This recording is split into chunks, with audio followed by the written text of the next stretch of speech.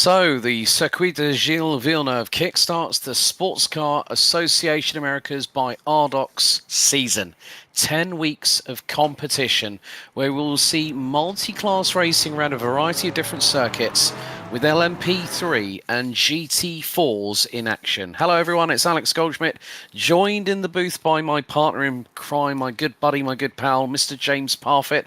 Well, we've got 10 weeks ahead of us of this championship, my friend, and it looks to be a very, very nice grid. 28 cars as we come towards the end of free practice before our qualifying session for the season opener. Yes, mate, it's going to be an absolute classic. We've got some great circuits coming up as well. We'll start here, obviously, at Gilles Villeneuve.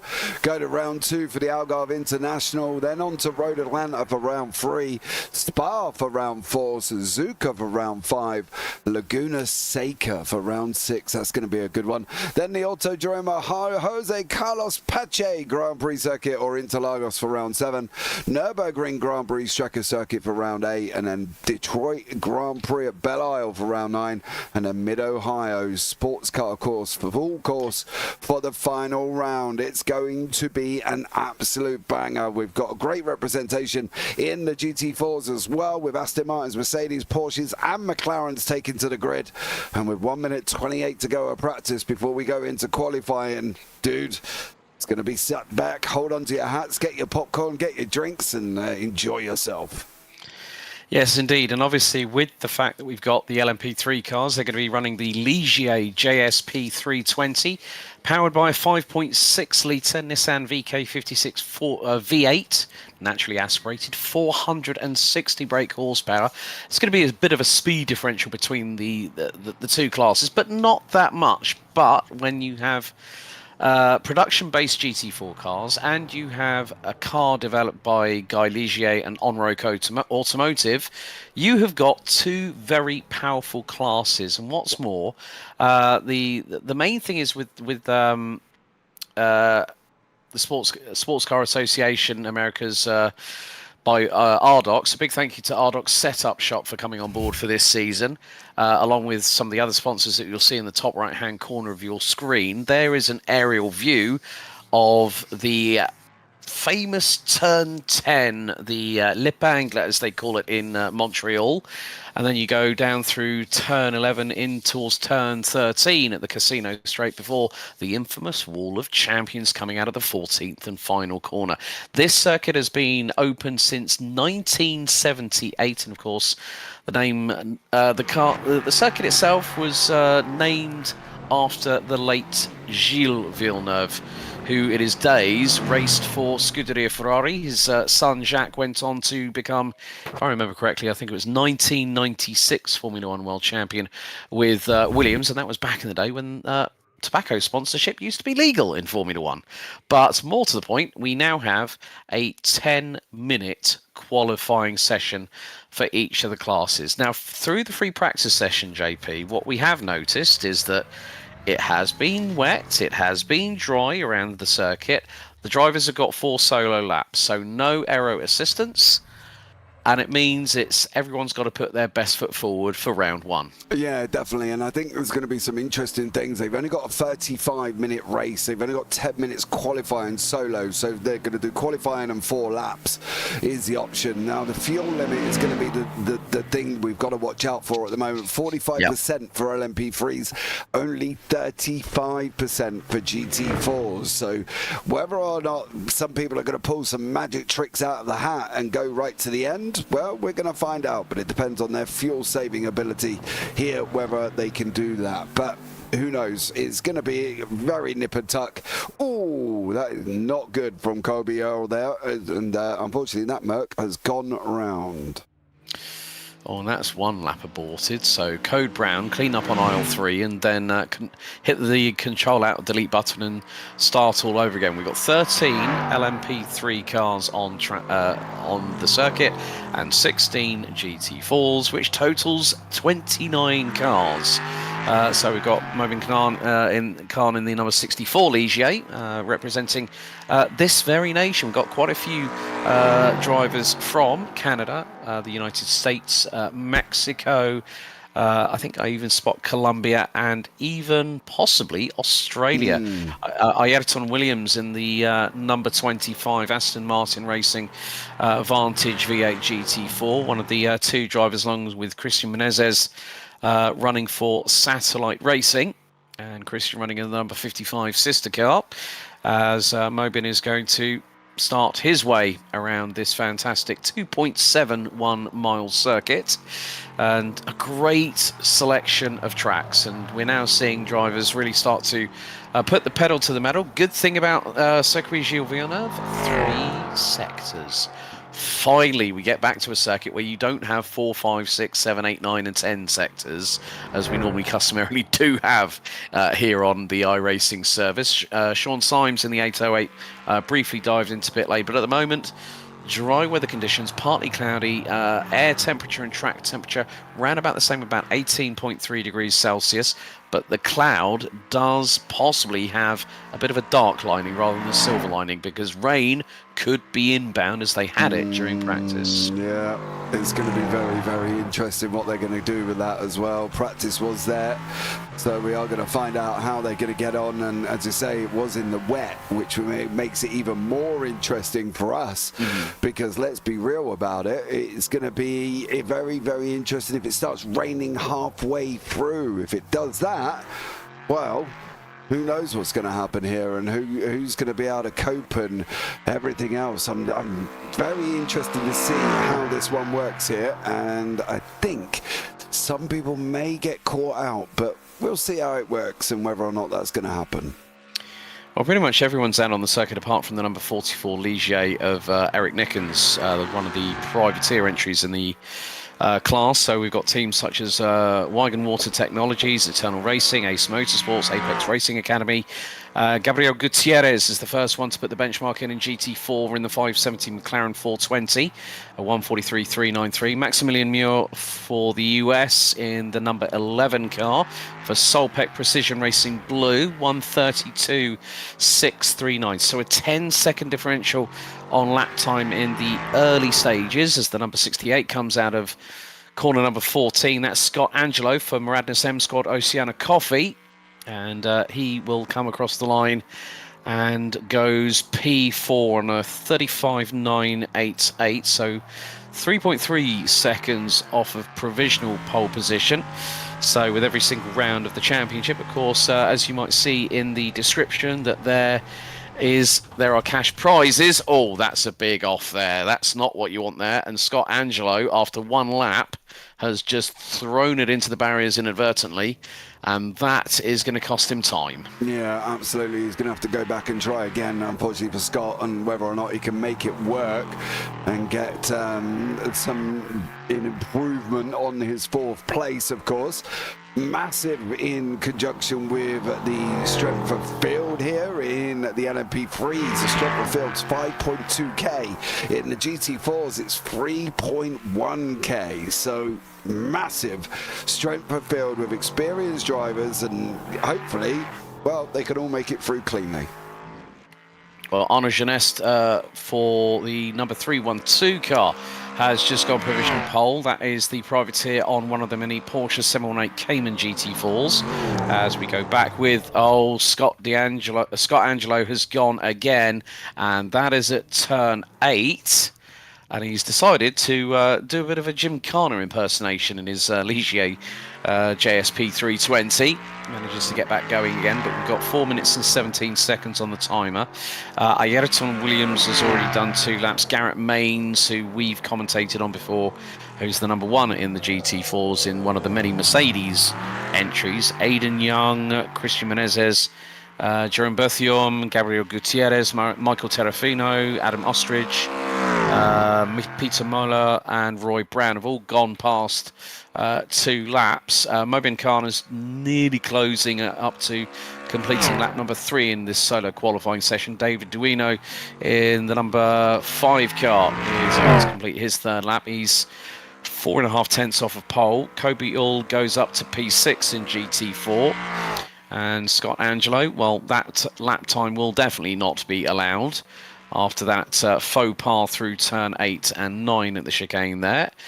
Sean Symes yet to register a lap time. Eric Nickens yet to register a lap time. So those drivers are fast running out of time, as we've got just over 3.25 minutes to go.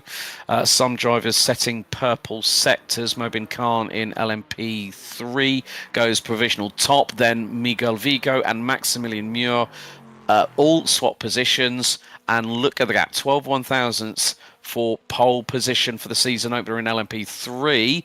Here is Gabriel Gutierrez in the Sol McLaren 570S GT4. Comes across the line, goes up to P7 in class. Yeah, people who haven't got times on the board at the moment. Eric Nickens has just got a time. Andy Page hasn't.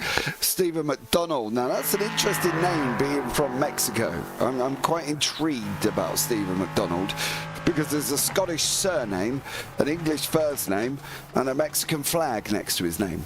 So maybe it might be an expat for all we know. Well, exactly. Very, multicultural. So I'm interested to see how that one works out for him. Maybe we can have a chat with Stephen at some point and see what the situation is, should we say, with that. But at the moment, he has not got a time on the board, and whether or not he's going to get one, no, he's in pit lane, so no time on the board for him. Andy Page has also not got a time on the board either. Yeah, well, Stephen McDonald, one of the two drivers, along with Miguel Vigo, who, they've called the old men of Geo, and it looks like that's Geodesic Racing, if I remember correctly. I've talked with one of their founders back on, you remember the Ivra Endurance League that's normally broadcasted on iRacing. I was the host of a podcast for a few episodes. Got the opportunity to do that. Didn't do any commentary for them, but it was just quite interesting to have a chat with the individuals. But there are some drivers. Michael Diaz has just completed his 4 laps in LMP3. Alex Bergstrom and Zach Hebert are also very close to hitting 4 laps total. Christian Menezes will not go any higher than 6th. Gabriel Gutierrez has just completed his 4th lap, and that has not shown a change in the time. Adam Ostrich stays 10th. Garrett Mains goes up to P1 on a 1:42.131. Zach Hebert and Alec Bergstrom on their 4th lap go 3rd and 4th respectively, as we're only 45 seconds away from the timer. Andy Page, is this the opportunity that the number 164 Porsche is going to cross the line, the privateer? Will he get a lap time on the board? Yes, he does, but it's going to keep him down in 16th. Yeah, not a great one. Not a great one. Any time is better than no time, but at the moment for Mr. Page, he's all the way down in 16th place, as some of the others have come into the end. Joseph Malley is another one, and he's only got, whether or not this is going to be a hard reset at the end, I would have thought, well, we're going to find out on that one in about 3 seconds' time. Yeah, this is the number 99 Mercedes, another privateer entry. So we do have, and as you said, it was a hard reset. So Joseph Malley unable to complete his 4th lap in qualifying. So your pole sitters in LMP3 and GT4 for the first round are Maximilian Muir and Garrett Mains for round 1 out of 10 here. And here is your starting grid. Maximilian Muir will lead the total field, starting with LMP3's first. He'll be joined by Miguel Vigo on the front row. Zach Hebert and Alec Bergstrom will be on row 2. David Duino and Mobin Khan, row 3. Flo Dams and Michael Diaz, that's row 4. Eric Nick and Scott Angelo, Gregory Hoverson will round out the top 11. Obviously, Stephen McDonald and Sean Symes will probably end up at the bottom of the grid. Garrett Mains and Ayrton Williams round out your... Well, there is Gregory Hoverson in 12th, ahead of Ayrton Williams. Aidan Young, Arnaud Genest, Kobe Ull, Christian Menezes, Gabriel Gutierrez, Jerome Berthium, Dallas Cran, Adam Ostrich, and Michael Terrafino round out what will be 22nd, being row number 11. Joseph Malley, Peter Moller, Dean Kerr, Roy Brown and Andy Page round out the top 27, with Stephen McDonald and Sean Symes starting top gear from the rear, I'm afraid. Yeah, the interesting thing will be whether or not they're going to be able to join on their own grid. So, i.e., are they going to be able to join back onto the LMP3's grid? because I don't think they would have put them right at the back. But Stephen McDonald and Sean Symes at the moment not on the grid. So it'd be great if they could get on the grid, because then we're able to find out where they will be. I think if I'm in conjunction with that with Stephen McDonald, he will be on, he's actually on the back of the grid. They are starting down by the, just before the hairpin.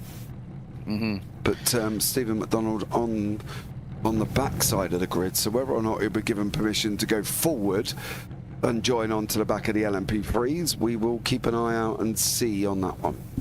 I would probably imagine that's not going to be the case. The Porsche pace car will lead the field down in towards turn number 10, the hairpin here at Circuit Gilles Villeneuve in Montreal in Quebec in Canada. First opened back in the 6th of October 1978.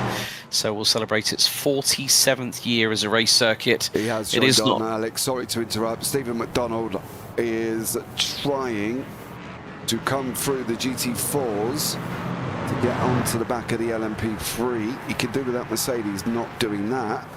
And Sean Symes hasn't even made it onto the grid. So we're going to be one car down already.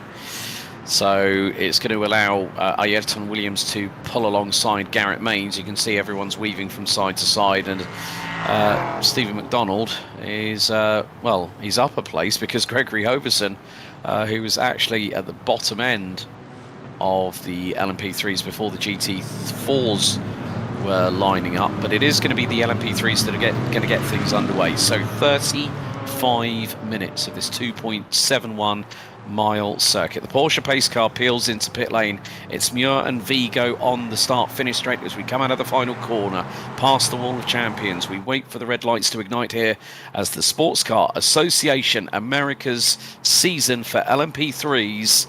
Round 1 out of 10. Red lights are on. Everyone starts filtering out. And this time they go pedal to the metal. It is time to go here. Now into turn 1 for the first time. And Vigo dives up the inside through into turn number 2 at the centre corner and gets the jump on Maximilian Muir, who's also lost out to Alec Bergstrom. James, take us away with the GT4 start, please. Yeah, here we go, ladies and gentlemen. They are lining up at the moment. Garrett Mains, Gregory Hoverson. He is in the GT4s. He is in the Merc. Ayrton Williams, Aidan Young, all coming down into turn 1. They're side by side. They're door banging away, and they're both round at the front. The leaders of the GT4s, both of them would not give room. And unfortunately, they're both down the back end of the GT4 field. Not an ideal start for them. Sean Symes, we've lost already right at the beginning. Battles in the middle of the LMP3s as well, with Stephen McDonald, with Miguel Diaz, David Duino, and Flo Downs battling away. Well, Gregory Hoverson, for some reason, was showing up as an LMP3 car, but that's now been corrected. So we've got 11 LMP3 cars. So Miguel Vigo now leads. Maximilian Muir has got passed through on Alec Bergstrom, who's also lost a position to Mobin Khan in the number 64 as they blast their way down the Casino Straight for the first time here on lap 1. So we've got 33.5 minutes of this 35-minute race, as James alluded to earlier on. 45% maximum capacity for the fuel tanks on these LMP3 cars. As Bergstrom, did you see that? It's like Knight Rider ski mode going through turn number 14. The two wheels on the left-hand side definitely skywards, but he managed to get it all 4 wheels onto terra firma and line it up. Now there is rain starting to fall, and what's more, folks, they're all on dry tyres. Yeah, they've all picked dries. Even the GT4s are on dries as well. Christian Menezes and Kobe All and all on dry tyres. How long is the rain going to fall? That's going to be the question, as that Aston Martin bounced up in the air there. It'll be interesting to know how long this is going to fall for, whether or not it's going to be pulling them in, and where are they going to stand if they do come in, Alex. How are they going to stand on the pit stop situation as well? Because we've got a funny feeling it's going to be very, very close on fuel if they can or can't. If they can't, they're going to have to pit. The interesting thing will be how long will they be able to pit for, because obviously they don't want to have to come in, run out of fuel, and then come in again at the end. So they've got to try and weather this out for as much as possible. As you can see there at the moment, Christian Menezes has just gone through on the outside.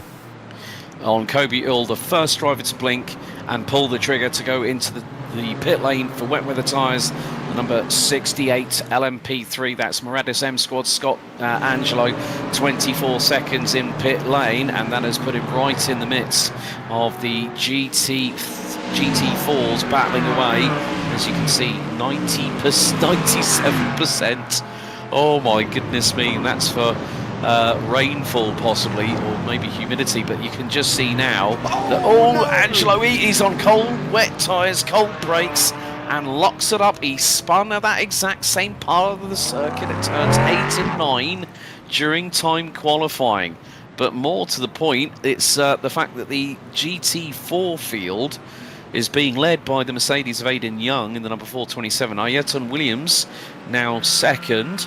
Aidan Young started fourth on the outside of row number 2, so he's made great guns at the minute. One of the drivers that made up multiple places, including Christian Menezes in the number 55 Aston Martin. Peter Muller has just gone into the wall big time, and that was before the Wall of Champions, and that right hand side of that car has definitely seen better days. Roy Brown, Michael Terrafino have now dived into pit lane, so the rain is continuing in its consistent intensity at the moment, which means Terrafino and Brown have decided on lap 2, well, we're not going to chance it. It's too treacherous out there on these slick tyres, as we just saw with Peter Muller in the 997 Porsche clattering into the barriers coming out and down the Casino Straight, and that was even before going through turns 13 and 14 off the Wall of Champions. Yeah, there was, and at the moment Angelo's still making his way through. Adam Osterich is in the wall, and he's in the wall in a big way here. Oh, we got hit from behind. And then they all stack up. His suspension's already broken. And then unfortunately round he goes in the wall again. Off parts of that Porsche they come. The rear wing's gone. Somebody else hits the wall as well. It's all very, very dramatic. And Ostrich straight back in pit lane. The interesting thing, Maximilian Muir has closed the gap on Miguel Vigo battling it out in the front. However, Max there with a big old sideways slide. Man, this is getting feisty and spicy all at the same time. My goodness me, he actually had a tank slapper, and it looked like the right rear hit the wall going through in towards turn 3 and 4. So you can just see how much the spray is coming up on this circuit. And just like Spa-Francorchamps, Montreal can be wet in one place, dry in another, and you can just see that Miguel Vigo has got that little bit of an advantage, but Muir seems to be a little bit more confident. Michael Diaz, in the meantime, has got past on Zach Hebert, who has had dramas and has dropped down a total of 3 spots. Here's the 133, that's Roy Brown on cold, wet tyres. Oh, that's gnarly. That's going to be a trip down to pit lane for him again. Yeah, unfortunately for Mr. Brown, he's gone and hit the wall, and that's never good for anyone. But you can see just how much it's coming down. How long are they going to be able to wait this one out? Maximilian Muir says, I've had enough. Bergstrom, he's had enough. Miguel Diaz, nope. David Dorino, is he going to go into the pits as well? He is. Flo Dams. What is Flo doing apart from trying to weave his way and defend himself here? I think he's trying to see. Modin goes in there, and Nickens goes in all at the same time. Now the GT4 situation's a little bit different because not many people have gone in. Dallas Crane is in, Muller's in, Page is in. Oh, Aidan Young. That was Aidan Young off the circuit. Menezes has got past Janest for P3. Gutierrez, the Colombian driver, has just gone off, and what has happened to the number 420 McLaren? Dean Kerr's just gone off circuit as well, so you can see it's like treading on eggshells. We're going to have a look here, and this is the number 420 from Colombia. So he's going to go underneath the bridge into the chicane, loses the back end, and, well, was quite clearly a passenger on that front. It definitely was. Unfortunately, there's going to be a couple of others here. Surely they've got to start looking to dive in pit lane here. That spray is just way too much. Dean Kerr's crashed. Garrett's crashed as well. And unfortunately, it looks like a couple of people there, you can see on the left-hand side, the people who are on wet tyres, who are, you know, looking to get out and get it done, but they've got to give the car time. They cannot come out and expect to be as fast on dry tyres. Miguel Diaz, Stephen McDonald, Zach Herbush all had incidents. The question is, how many were they together here and how many were they apart? That's going to be the question.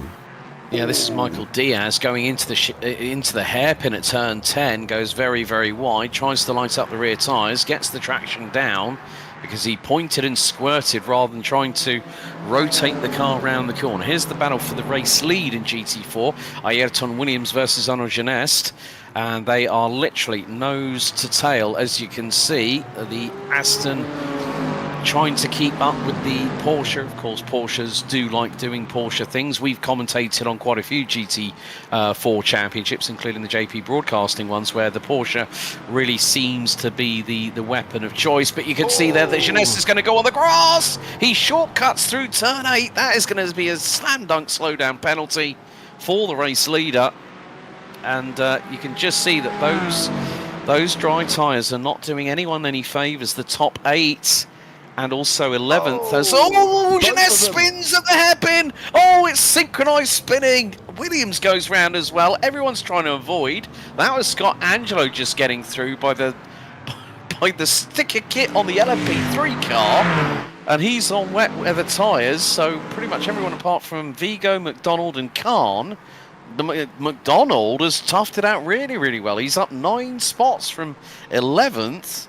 Angelo was the first one to blink, so his tyres are going to be a little bit more destroyed than everybody else's. That was Arnaud Genest deciding to pit. I'm thinking that Williams might do the same very shortly because they both pirouetted at turn 10. So no, Williams carries on. That's very, very brave. Bertium in the number 217 Mercedes, running at the top 10 in GT4 at the moment. Is not having a great time on those wet weather tyres.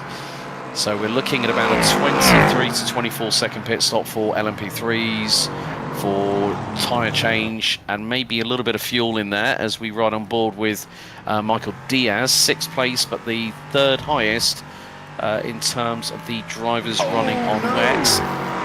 What have you seen? Oh, Maximilian Muir. He's run deep into the hairpin here. Oh, he did, and he just kept going. Oh, look at him struggle to get the power down. Terraferno did the same. I think he's going to do the same thing. Oh, no. Yeah, it looks like he's going to come deep straight in as well. They're just not being able to stop at that hairpin. They're just running it in deep. And unfortunately, they're leaving themselves wide open to any overtakes there as well. But Gregory Hoverson at the moment with Aaron Williams side by side. Don't forget, Gregory crashed right at the beginning. Oh, he's done the same thing. Oh, the tail was wagging the dog on the back of that Mercedes GT4 car. And look at how he's got the traction. He was nearly up the rear wing and into the rear bumper of Ayrton Williams as they go down the Casino Straight. We're now currently on lap 6 for the GT4s, lap 7 for LMP3s. And here goes Hoverson. He's going to be on the inside into the braking zone here to turns 13 and 14. Be careful of the wall of champions. Don't go over the curbs too aggressively. He was very, very lucky. He did not go any further. Exit stage right and hit the barriers. Oh, mate. Hoverson there nearly copped it. He was so close to hitting that wall.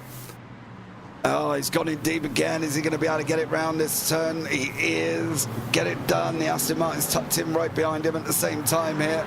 I think there's been more drama for a couple of other people up the road. Scott Angelo, Modin Khan, all had issues. I'm going to presume it's down in the hairpin. And let's not forget, they've got 0 fast repairs. None.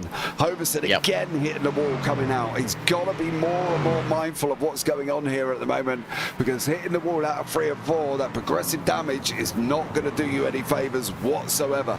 So for Hoverson, he needs to be careful.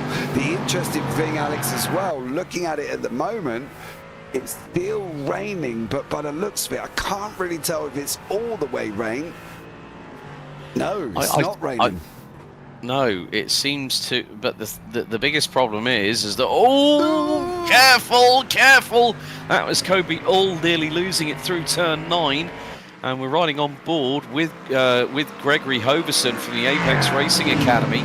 They've got one of the old men of Geo just up ahead. And Hoverson takes the race lead.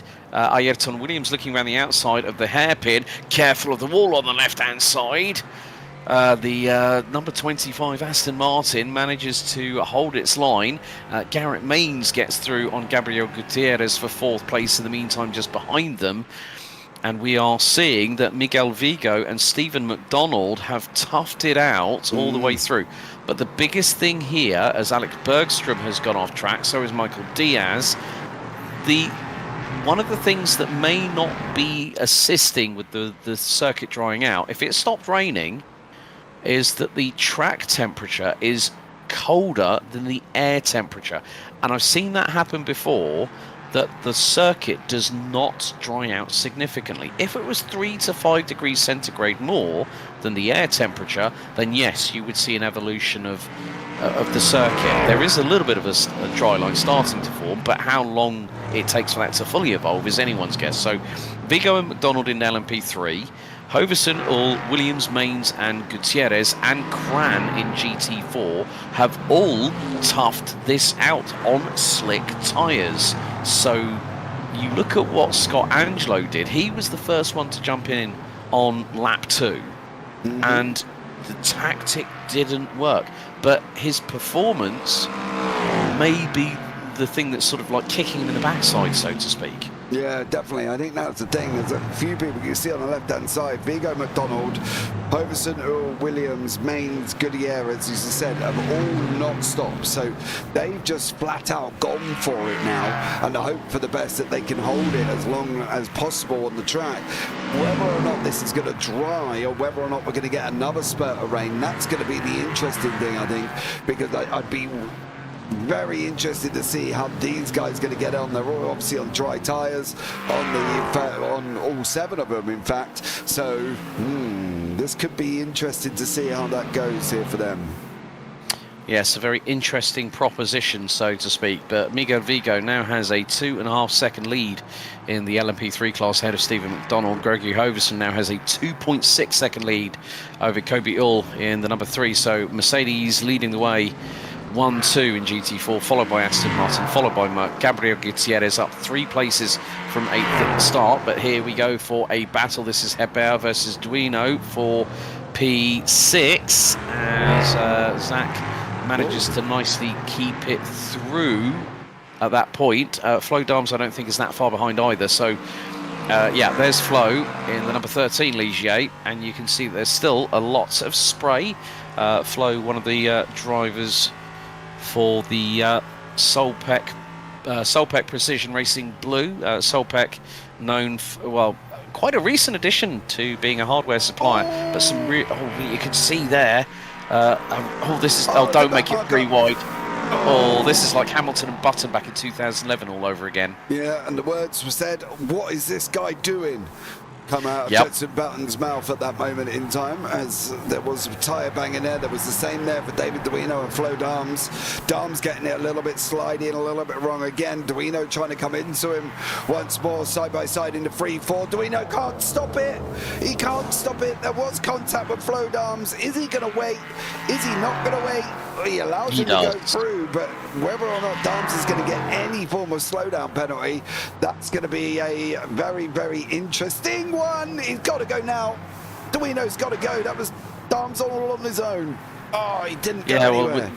Well, with the contact, that's compromised the rear right aero of that Ligier JSP 320. So any little slight bit of damage to these very aerodynamic entry-level prototype cars is again. Oh, he's gone. Oh no, he's clattered into him. Oh, bro, and he got hit again. Flo Dams didn't get hit once, he got smacked twice. Oh, it was insult to injury. So going through into the chicane, Flo Dams loses it. Bang, straight into the path of Duino. And then here comes one of the Mercedes. Oh, that was on the left front corner as well. So there, and Flo Dams has instantly put that to pit lane. Oh, that is a real shame. But that's going to be left front suspension upright damaged. Watch him and move. Steering as well. Watch him move. He starts moving. Oh, he didn't hold his brakes. No, he started moving. Oh, dude, he didn't even stop. If he'd held his line, that Mercedes would have got through. And he didn't. He literally started moving there for Flo Dams. And I'm not being rude, Flo, but that was a 0 IQ one, buddy. And at 4.8K, you should definitely know better than that. That was rough. Yeah, Thomas F says, seems the track conditions are suboptimal, stating the obvious. Thomas, what was it? Nicky Old Taylor saying, I don't know who I'm rooting for, but I'm excited to watch this. Tricky spot to fight in the rain, says Nikhil as well. Yes, very, very true. But we are coming down to the last 16 and a half minutes of this race as Dallas Cran trying to close in on Jeunesse, the number 312, who was at one point leading in the GT4 category, but now is all the way down in 8th. Started, funny enough, in 5th position, got to the front end of the field, and then not too far behind them is Jerome Berthiaume in the 217 Solpec Precision Racing Gold. Jerome teammates with Adam Ostrich, who is still in pit lane, 4 minutes and 7 seconds and climbing. Peter Moller is not going to be coming out, neither I think is Adam Ostrich. Peter Moller's been in the pit lane for 11 and a half minutes, as now we see Dallas Cran going for the move and is going to try at turn 8. Oh no, Menezes! Was that Menezes just having a bit of a moment? Yeah, he went in deep again. And Dallas is also there. Tucked him right behind him with Armand Jeunesse still. But yeah, he had a bit of a moment coming down into the hairpin. That's... Oh, he's gone. Where are you going? Oh. Track goes right. Oh, there's no rear wing on that Ligier in front. Which one? Don't tell me that is Scott Angelo, possibly. On the right-hand side. It may right-hand well side. Be Scott No, it's not. No, that's not Scott Angelo. That is somebody else. No. So that's not Scott. That is going to be Eric Nickens. Oh, that Ligier is going to handle like a pair of roller skates on an ice rink at the moment. Yeah, let's see if I can find out where he goes. He's still got his rear wing here, so he's got to be coming up very, very shortly for Nickens at the moment. Oh, bro, round you go. Yeah. Adios. And goodbye, rear wing. Yeah, well, we managed to hold that one, so that's quite impressive. But where was the next one? Oh, he's still got it here as well. He's had about 3 or 4 moments in a row here. It trundles it round. So where did he lose the rear wing? Could this be a moment here? That's going to be in towards the hairpin. Let's just have a look. Yes, there we go. Pirouette and bang. That's where the rear wing dropped off at the hairpin. Yeah, unfortunately for him. Right, going back up front really, really quickly because we haven't covered much of the LMP3s up front. Vigo and McDonald, nose to tail here at the same time. So both of these guys doing a great job. Whether or not they're going to tackle each other, though, is a different question altogether. And their teammates, the old men of Gio, both of them are leading the race, and Stephen McDonald from 11th place on the LMP3 grid, up 10 places, and now leads with 13 minutes and 40 still to go. I mean, these guys they've pulled a little bit of a masterstroke, I would say here. I mean, we're now coming up to what, 21 and a half minutes completed, 13 and a half to go. They have braved these conditions. They've literally just done everything they can and trying to counter the understeer that these cars will have in these wet weather conditions with slick tyres. And again, like air temperature 18.3, track temp, James, 17.2 degrees Celsius. So the track temperature hasn't increased, neither has the air temperature increased. It was basically double pegging when we started this race 22 minutes ago. So yeah, the old men of Gio have really started on strong here at Montreal, and they've really put they've shown everyone, including Maximilian Muir, who's got the fastest lap of the race at 1:33.001, which was set very early before the rain hit, quite quickly, and within about 3 laps, we were seeing the lap times drop off a cliff. That's the thing. The rain came, it saw, it conquered, it gave them all something to think about, and then run off and left again. You know what I mean? And that's the thing. They've come in, they've changed, they've gone. Gabriel Gutierrez is in pit lane now. Garrett Manez is not in pit lane at the moment in the GT4s. He's going to put himself and consolidate that 3rd place. That's a back marker on the left-hand side. That's the number 3 machine of Kobe Hall. So it's not a back marker. They are actually battling for position, these guys. But it's getting very, very interesting now because we've got the pit lane runners. We've got the people coming out, the people on the tyres. The people on wets are going to think whether or not they've got to go back in. What's the situation going to be? We're going to find out now. I've just had confirmation. It's just been said that pit stop should, and it's put it in italic letters at me, it should be needed. I was waiting for caps on that. I know. That's the thing. I was thought it was going to be something different. So I think when you see the lap times of the GT4s, some of which, with the rain factor, okay, there's going to be a lot more attention to braking and to try and rotate the cars through the corner without using too much throttle. So they could be marginal at best. But McDonald and Vigo, get this, Stephen McDonald is still running a 38.8, and in this weather condition, if he gets the checkered without doing a pit stop, that is 3000 IQ strat on that particular occasion. Miguel Vigo. And if there's also a team's championship, it's the old men of Gio that will be leading the LMP3's side of things. They're banging. Oh, Diaz gets through. Yeah, Bergstrom and Diaz having a right little ding-dong. So... Yeah, I think also in these wet weather conditions, you could lift off, but you've got to be very, very careful. Hoverson is in, Maines is in, Ull is in, Williams is in. That's the top 4, and Hoverson was in the pit lane on his marks for 12 seconds. So the GT4s are going to have to do a pit stop with 35% fuel limit that they were put under in terms of constraint. Yeah, it's just really, it's going to be quite interesting. I mean, you look then at, like, say, Aidan Young, Christian Menezes, Dallas Cran, Gabriel Gutierrez, Jeunesse. Gutierrez was in the pit lane for 53.5 seconds on that pit stop on lap 12. And now again, we've got this battle between Diaz and Bergstrom going through the hairpin. Looks like Eric Nickens and Flo Darms won't be coming out anytime soon because we're into the final 10 minutes, just over 9 minutes to go. If, as I said, if McDonald and Vigo have done the 3000 IQ strat correctly, they might be running on fumes by the time they cross the start-finish line. So 9 minutes, that's probably going to be what?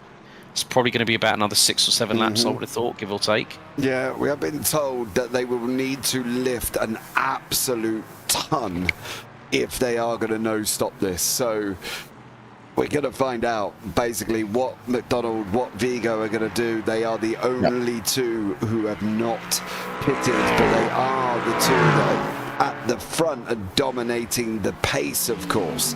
So they can, in conjunction with McDonald's in. 44. McDonald's in. Well, there you go. So that answers that. Is Vigo going to come in right behind him? I would probably, judging by the fact he's got nearly a minute gap over Maximilian Muir. Yep. Okay. So they both pulled the trigger. So yeah, it's going to be quite interesting how the rest of the field reacts. I mean, and Vigo hasn't yet stopped on his marks. McDonald has been on his marks for 20 seconds. So the question is, well, Vigo's crossed the line, so he's going to be... Yeah, he's stopped now. So McDonald's going to have a comfortable lead coming out of the pit lane. So 7 minutes and 45. So he's on that pit lane speed limiter. He's out of the pit lane now, so he'll start accelerating. Going into turn 2, it's Viraj Senna. and that gap is going to be over Miguel Vigo quite significant. But then when everyone else has to decide to duck into pit lane, then we're going to see a lot more action in the LMP3 side of things. He's on his way out. Maximilian Muir is just there as well. How close is this going to be? Where is Vigo? He's going round 1. He has come out with a gap. He did survive. I thought it was going to be a lot closer than that, to be honest with you, but Vigo has managed to come out, however, 17 seconds behind Stephen McDonald. Now, maybe we get to have a chat with McDonald, because, you know... Oh, is that rain again? Yes. That is... We've got some GT4s on dries at the moment as well. The top 4, Gregory Hoverson, Garrett Manes, Kobe Earl, Ayrton Williams are on dries. We've also got Dallas Cran and Gabriel Gutierrez are also on dries. As far as we are aware, they are still on dries. So are Michael Terrafino and Arnaud Genest. Roy Brown has just pitted for 10 seconds, so all of the LMP3 cars are on wets, which means we have look 8. How slow. I'm sorry, look how slow he trundled through there. It was like a trickle. It wasn't even like a pace machine, was it? He just sort of blurbed his way through. It's very, very hard indeed. Oh, look at that. Get it stopped. Get it stopped. Trickle, trickle, trickle, trickle. That was slower driving than my wife. And look at now. This is the LMP3 battle between Diaz and Bergstrom. They have been fighting tooth and nail for at least the past 10 to 15 minutes. But that rain is setting in, and that is going to be with us right up until the end of the race. So McDonald and Vigo, that was tactical. They probably saw the rain's coming in. Let's get back. Let's get onto those wet tyres and bring the cars home. It's more the case of get those solid points on the board and then head to round 2 with saying, right, we did a number on the rest of the field. No one knew what hit them. We threw them a right haymaker and everyone was knocked out with a single punch. Yeah. So from that perspective, Scott Angelo's tactic of going onto the wets very, very early has not paid off for the number 68 car. The man from Murad's M-Sport, of course run by Daniel Morad. Works Mercedes AMG GT3 driver. Travels the globe. Oh! Gutierrez got a tag from behind. Yeah. Got a tag from behind from another GT4 car. So it's going to be through the chicane. So he's going to come through. And then... it's the he lost it. He lost it on his own. Sorry, there was an LMP3 car closing. I think that was Michael Diaz, maybe.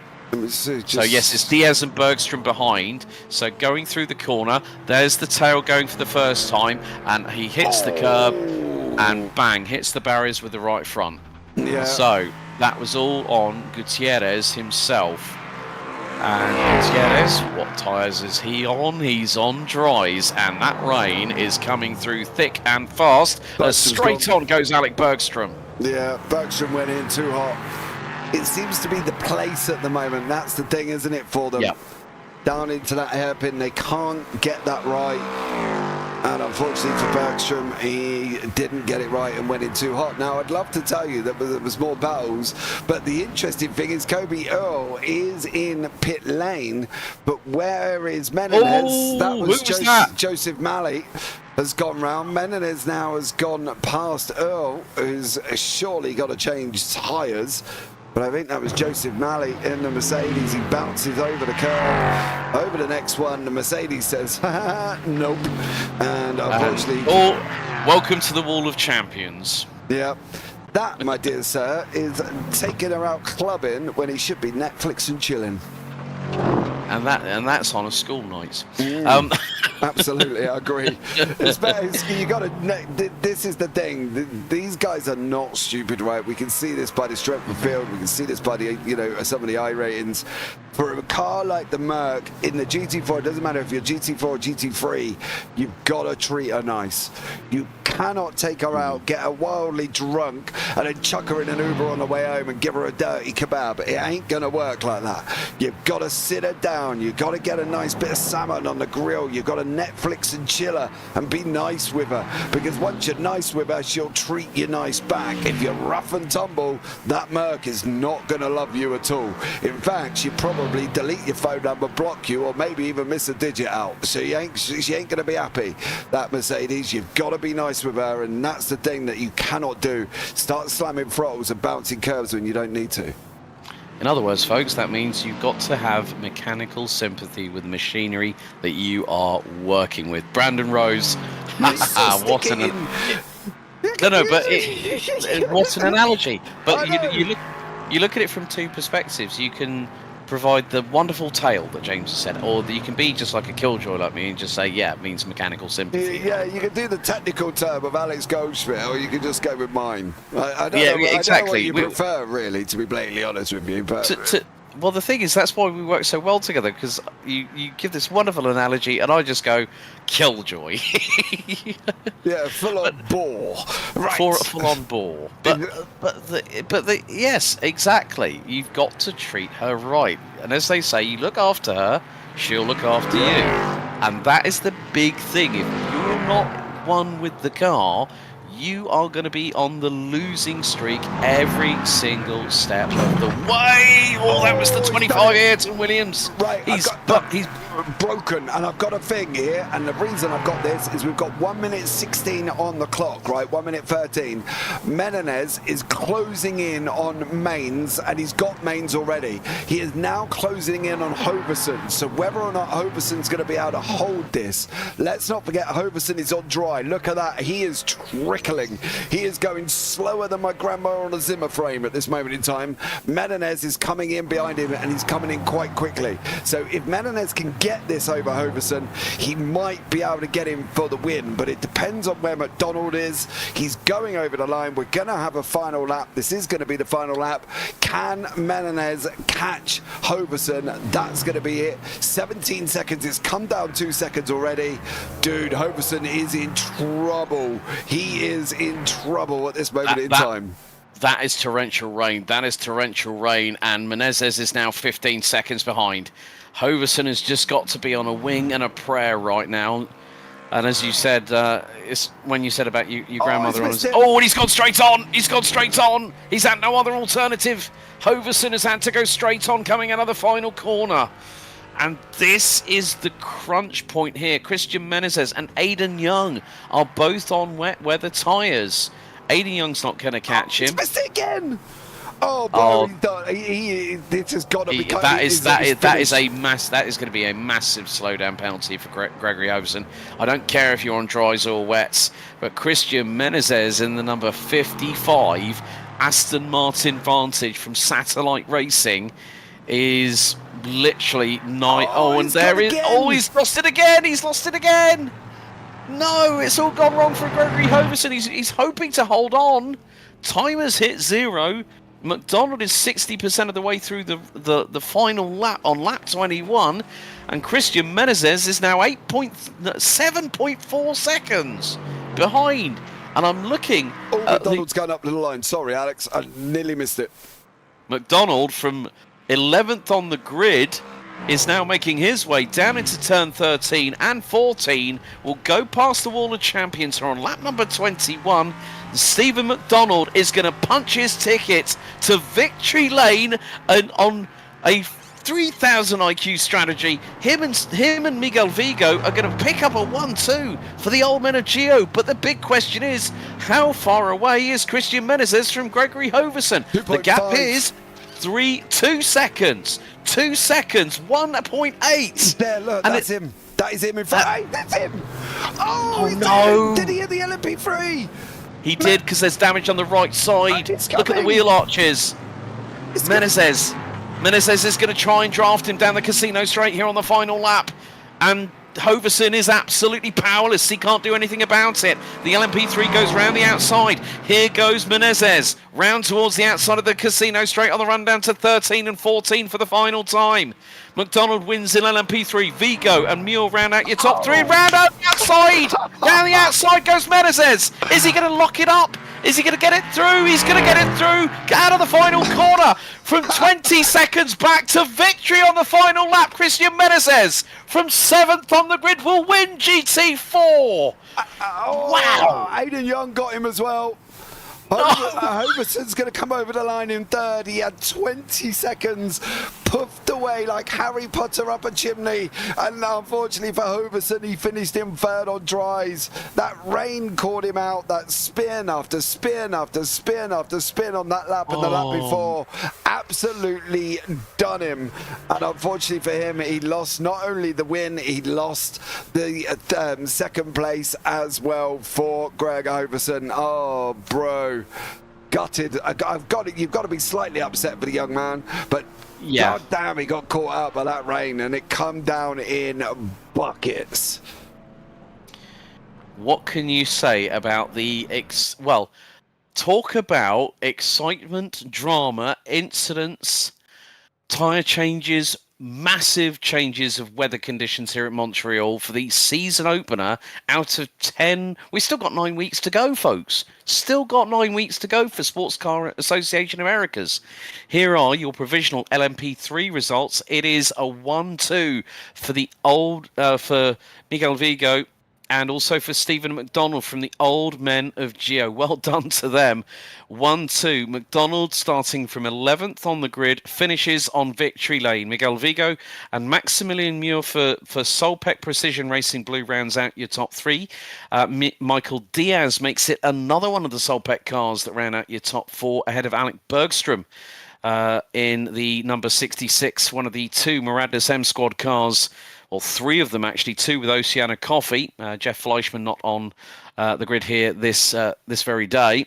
Zach Hebel, Marvin Khan, David Duino, and Scott Angelo rounding out your top nine.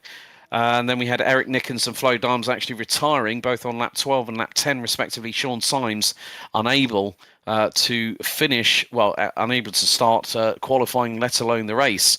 Let's take a look at GT4, because that was crazy. From 20 seconds back after pitting, Christian Menezes, the number 55 for Satellite Racing, takes the win in the number 55 Aston Martin, ahead of the 427 WSR Esports butt kicker Mercedes of Aiden Young.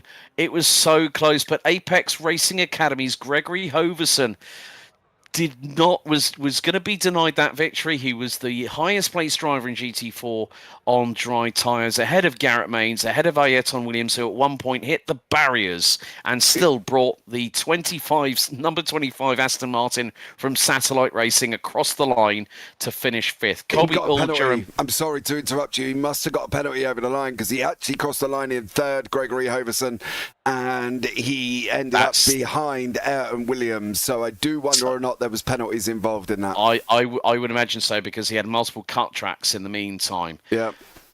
Jerome Berthiaume, Dallas Cran, Roy Brown, and Gabriel Gutierrez ran at your top 10.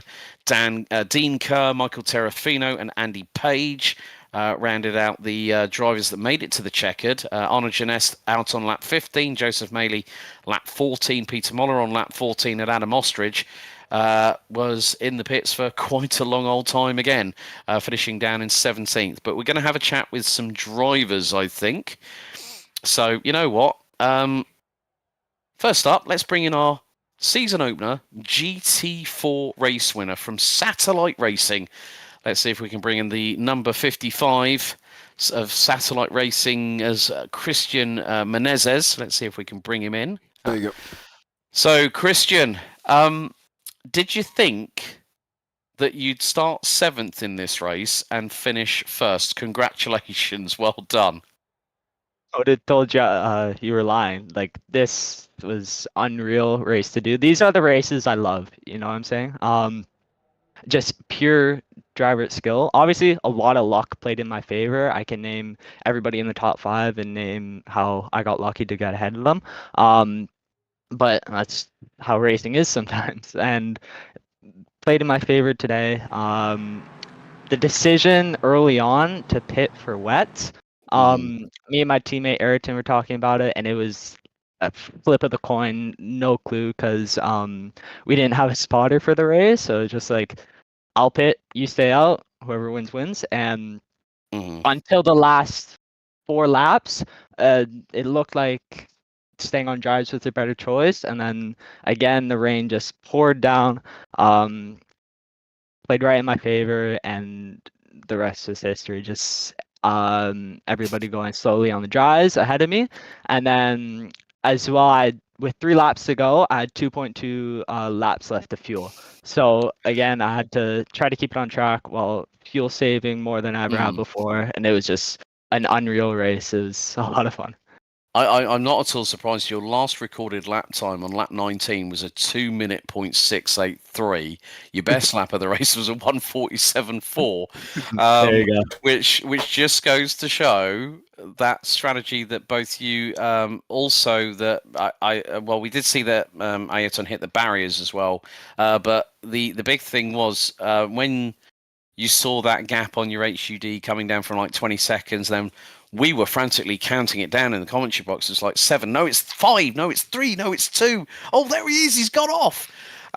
You must have been like, the first bit of rain. You, Ayrton, and quite a few drivers, including Gregory, braved the conditions. It wasn't significant enough in your guys' eyes to change, but when that second phase of rain came with about 7 minutes to go, it didn't just come in small. It was like literally it's small and then it's going to intensify. And like literally we saw the rain coming down and everyone that was on dries, including Gregory, Garrett, and Ayrton, they were like literally on roller skates on an ice rink.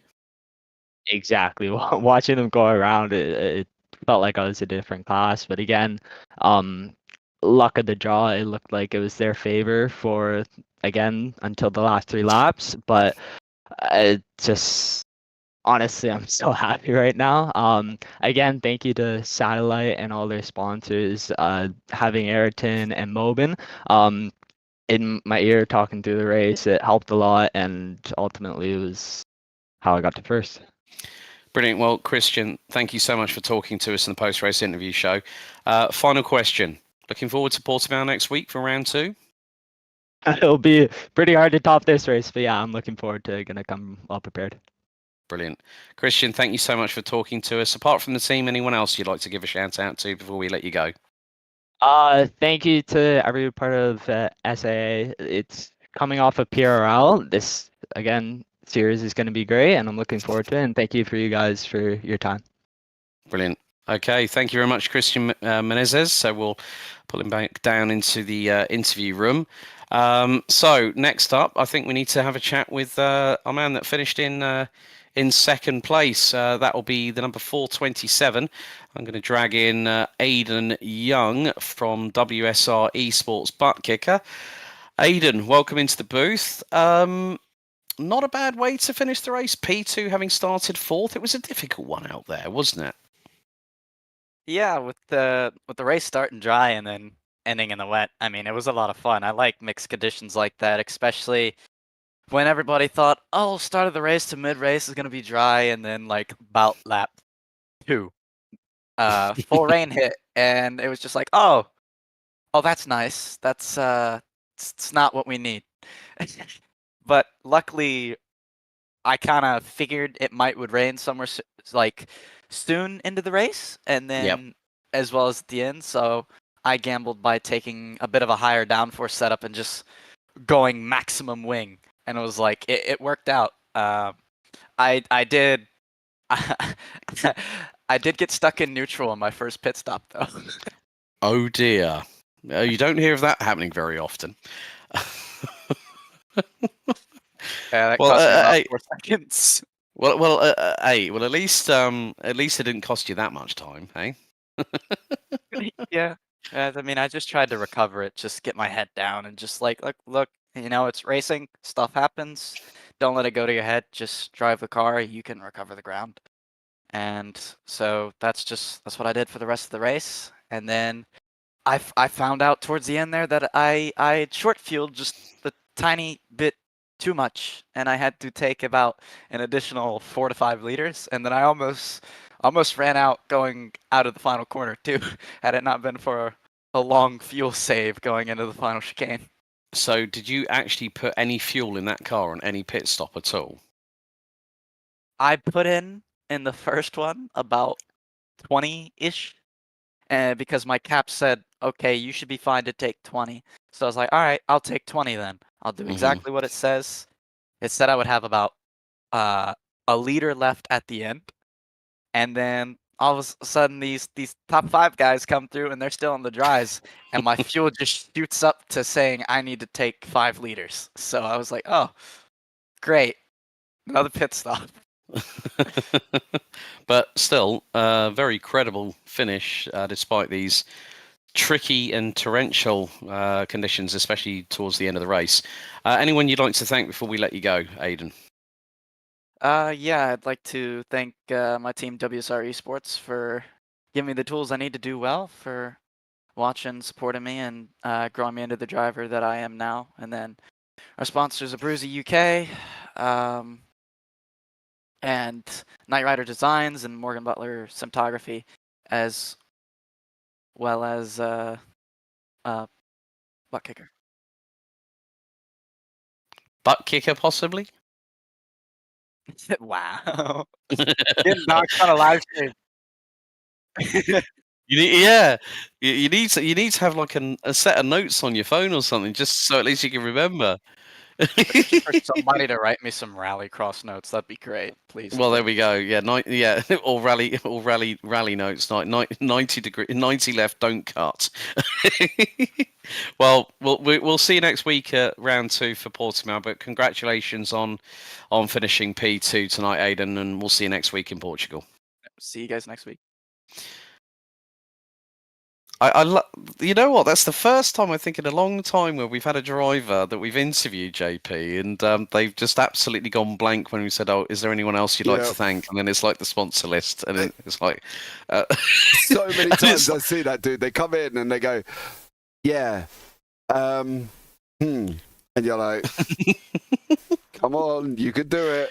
Yeah, I know. And it was sort of like, because of the fact it was emblazoned on his, it's on his team name, and it's also emblazoned on both doors of the car as well. It was like, butt kicker maybe? You know, so like, but the thing is that this is why we always find the personalities in the post-race interviews. Now, I know that Garrett Mains is currently sharing his screen to everyone in the interview booth. So, you know what? I'm going to bring in... I think, shall we go with Ayrton Williams, shall we? Yeah. Teammate of Christian Menezes. So let's bring Ayrton in. So joining us, the man who eventually finished fifth on the road, but due to post-race penalties finishing P4. It's the sister satellite racing car of number 25, Ayrton Williams, joins us. Ayrton, good to have you in the booth. You had a bit of a fright, a bit of a tangle with the wall in the latter stages of this race. Tell us what happened from your perspective, because you were one of the brave souls that stayed on dry tyres. Look, I'm gonna be honest. If you go through the replay, I probably hit the wall like 3 or 4 times throughout the wet. We saw one. Yeah, those last 3 laps. Same with Garrett. We literally had no front end. It was just like you would come through a left-right, and you'd go to take the right. Like the left would be all right, and you'd go to take a right, and it would just plow. Like is it turn 5? After the long right-hander after the first chicane. I can't remember my turns. That was horrid. Turn 6, I think.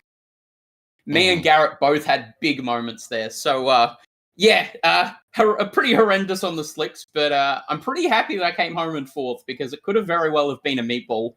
I hit those walls quite hard, and I was like, oh, I'm going to have steering damage every time. And I was like, oh, no, I haven't got steering damage. It's a miracle.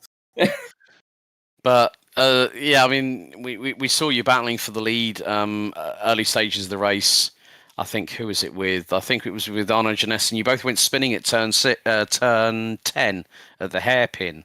So he spun in front of you, and then I went, well, it's like synchronized sympathy spinning. But this is like when we had the first rain shower, and I bet it was like trying to control a car with slick tires. It's like going to the Trophy Andros with no studded tires on the thing, and you're going to go around whether you like it or not.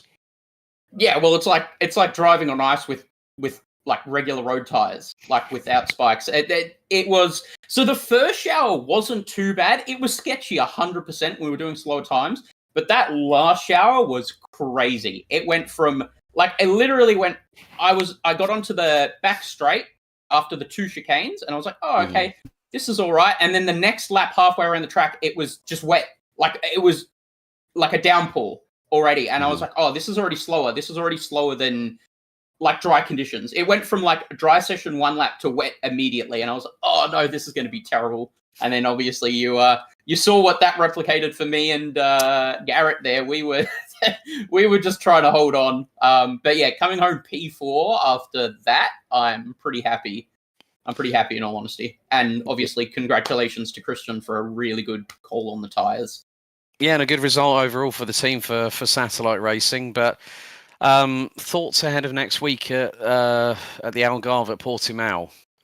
Is that a track that you think could play well to the strengths of the Aston Martin for the pair of you? Well, we'll have to see. But it's a track I actually haven't done much driving on. I can't even say if I've actually done a lap around Portimao. I've watched a lot. I've seen a lot of races and stuff. But actually driving it, I can't think of a time that I've actually driven it in sim. So it'll be interesting for sure. It'll be something new. But you know, as I always want to be, I want to be fighting at the front. So I'm going to put in some good time, and hopefully we can be fighting again for wins and podiums. That's the plan. Brilliant. Ayrton, anyone that you'd like to thank before we let you go? And thanks a lot for taking the time to have a chat with us in the post-race interview show. No problem. I would like to thank Satellite as a whole, as well as my teammates Christian and Mobin, as well as our sponsors, Dr. Dabber, Moradness, Illis Engineering, for their great support. It's really appreciative of their help and support. Fantastic. Ayrton, we'll see you next week for round 2 at Portimao. Well done tonight, despite all the trials and tribulations finishing P4. Thank you very much, guys. Have a good one. So, big thank you to Ayrton Williams. Let's go to LMP3. Let's bring in the man who fought for the race lead early and ended up finishing about just over 20 seconds behind his teammates. But it was a really, really good result for Old Men of Geo. So we now have in the booth Miguel Vigo. Miguel, good to have you in the booth. And, well, what a start for the Old Men of Geo. A 1-2. And you and Stephen really had that 3,000 IQ strat down pat, really. Yeah, I mean, it was a 50-50 chance. So, you know, we figured, you know, what the heck, let's go for it. I was actually going to pit in when Max and Alex were pitted, but I decided to stay out. And, you know, we were like, well, at this point, let's just keep going and wait a couple more laps before we come in. And then the rain just kind of was sporadic. Sector 1 was really the only place that you kind of really just had to be careful. And then we noticed that it really kind of just stopped raining. And then, you know, obviously dries are usually quicker than the wets, you know, when the track is lightly wet. So, you know, we were just kind of making up time. And that's when we kind of knew, as long as we kind of just stayed, you know, cool and don't do any hard braking or anything like that, that we would, you know, extend our lead fairly well. I had some damage, so that's why I kind of let Steven take P1 since he was just running so much faster that it just made more sense. I mean, the thing that impressed both myself and James over the course of that race, that you guys held on for so long, and I think it was when the rain really, really came down. It was so torrential, like it literally went from shower to torrential downpour. That was the opportunity for you guys to put the wet tyres on, put a little bit of fuel to get yourselves to the end, and you rock home with the 1-2. Really good start from yourself. You got through on Maximilian Muir, who put it on pole. And there was a nice little dice between the pair of you early doors. What would you say that, I mean, you said that, when did you sustain the damage? Because I know that there were some incidents for everybody, I think, in this race, especially through the first rain shower.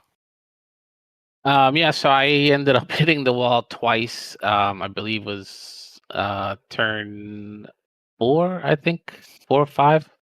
On the way down from that, it's like the right-hander and then kind of left going over, and you see the wall. And I kind of hit it on lap 3 or 4. and I also got hit from Max, just a little bit of a tap on the kink for the back straight. So was no big deal, but it was about 20 seconds of optionals, so my speed was a little bit down. And as far as kind of the strategy at the end, we kind of knew that there was going to be some heavy rain at the end, so I kind of set up my car to be a little bit on the slower side, just to be a little bit more safer for that heavy rain that was going to come. So that's what I was kind of banking, that if some of these guys might have been a little bit more trimmed out or something like that, then they could have some sort of trouble. But it ended up just kind of helping us out, staying out in the with the dries, and then just making the gap. And then at that point, it's just basically just keep it still and bring it home to the end. Yeah, no problem. So it's I think at the end of the day, it was when I saw the 3 letters Geo, as in Hydro Race Geodesic Racing, which I would assume you guys are a part of. I mean, it's a great start for the team. Stephen taking P1, you finishing second. David in P8 in the end had a fairly decent run, qualified mid-pack in LMP3s, but ended up having some dramas and some accidents himself. It really does go to show that this is going to be quite a competitive season, isn't it, for everybody?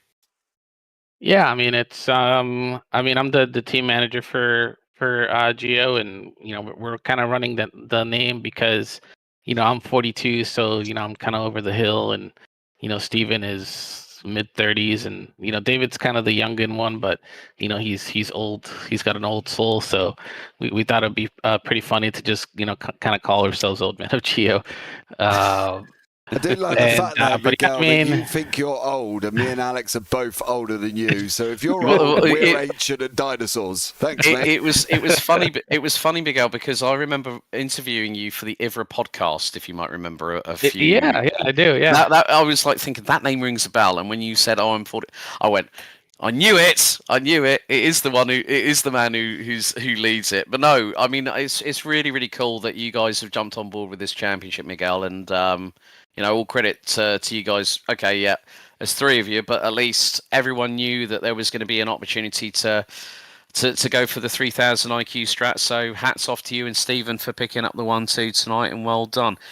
Before we let you go, buddy, anyone you'd like to thank out there for their support?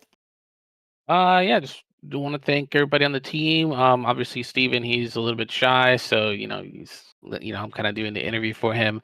So hats off to him for taking the first win. Looking forward to the rest of the championship. I mean, we're all friends with all these guys here, either from PRL or from IVRA, and so we all have a pretty good camaraderie. So it should be a lot of fun. Obviously, our sponsors, Hydro Race and GSI and everybody else that's been supporting us over the years. Brilliant, Miguel. Well, congrats on the 1-2 for you and Stephen, and we'll see you next week at Portimao for round number 2. Sounds good. Thanks, guys. Right, big thanks to Miguel. I thought I'd recognise the name of that chap, and straight away my not my fears were confirmed, my suspicions were confirmed. One more interview before we close things out, and it is the man that finished P3 in GT4. Let's bring in Garrett Mains, of all people. So, Garrett in the number 1 for Wigan Water Technologies. Garrett, can you hear us? Yes, sir. Well, quite an unexpected turn of events to close off the race, wasn't it? With that downpour. Oh man, kind of sucks because I felt like it was just a gamble there on do you take wets or do you stay on the dries? I don't know. It was such a high risk move, regardless of which way I went with it, because we had like 1x to spare for the last, I guess that was like 6 minutes of the race with the times we were running, but yeah, it's just I was tiptoeing around already. I felt like if I put wets on and like stepped over the limit, that I didn't want to put myself in a position where I had to go for it. And then it just started torrential downpour, and there was absolutely nothing I could do but just drive highway speeds. It was pretty scary. So to get a podium, I mean, shoot, where'd that come from? Well, the thing was, Gregory actually had so many off tracks, he got penalised post race, and it dropped him down to 5th. So yeah, like literally the lead that he had over Christian when Christian came out of pit road was 21 seconds, and it literally went.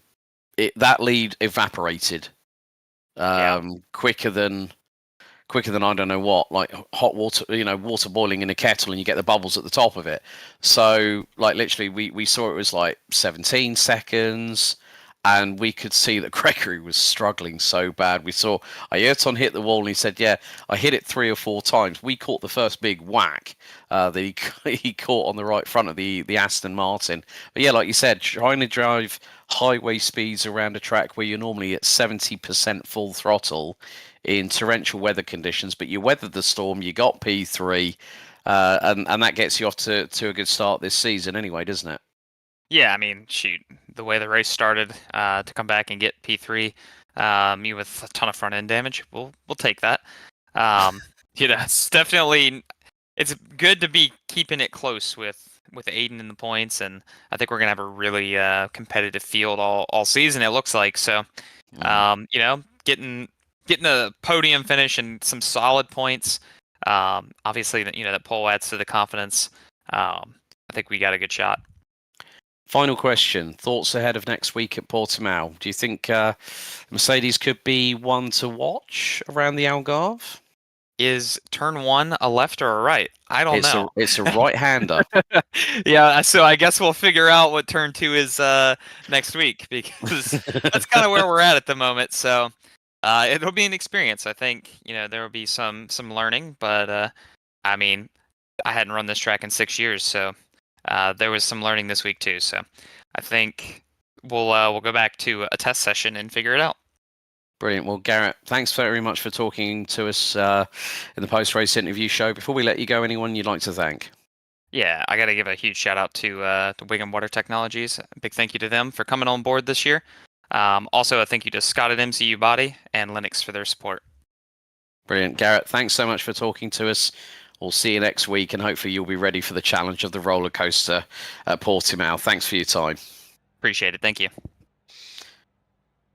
Well, JP, the rain has cleared, the storm has gone away into the background, and things are looking a little bit clear here at Circuit Gilles Villeneuve after what has been, I think, in my sim racing commentary career, I have never seen such a chaotic season opener. Wouldn't you agree? Oh, dude, it was mental. I bet Gregory felt like Lando Norris there as well when he was in the rain on the dries and couldn't get to the end. He was just spinning more times than the ballerina in Swan Lake on that last lap and the lap before. It was absolutely insane. But by far, man, if that's the season opener, what the hell is the rest of the season going to be like?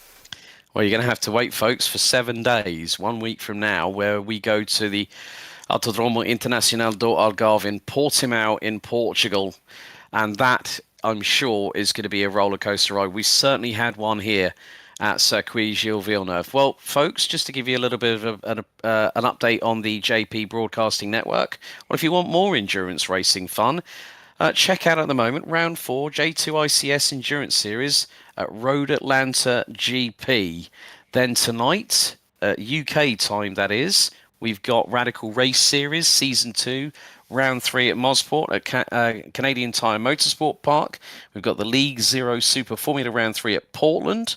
Early doors on the 4th, the Virtual World Sports Car 2025 90 Minutes of Imola on the 5th of April. And then we have a really interesting prospect. I'm rather excited to see how this one develops. The Full Throttle Face-Off Old Guys Racing League versus Tanzo Racing Group Round 1 at Donington Grand Prix on the 6th, on the evening of the 6th UK time. And as always, what we always like to do on a Sunday night, James. What is the series that we always love, no matter what time of year it is? It's IGP Fun Super Formula Lights at Road America. Yeah, that's going to be a classic as well. There's also Triple Bypass coming as well. They've come back this week after their break. So lots still going on the JPB YouTube channel. But if you want to get involved with SSA, Discord link is on the screen. Just copy it and then put it into Discord and it will find the Discord for you.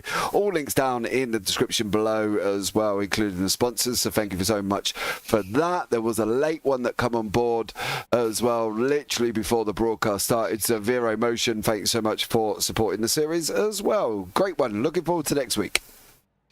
Well, folks, that wraps up our coverage on round 1 out of 10 for the Sportscar Association Americas by RDocs. Well, we move on from Circuit Gilles Villeneuve. Next week, we go to the Algarve in Portugal for round 2. This has been a JP Broadcasting production. You join myself, Alex Goldschmidt, and James Parfitt. Well, as always, race hard, race fair, and if in doubt, well, you better go flat out. We'll see you next time. Thanks for watching. Goodbye for now.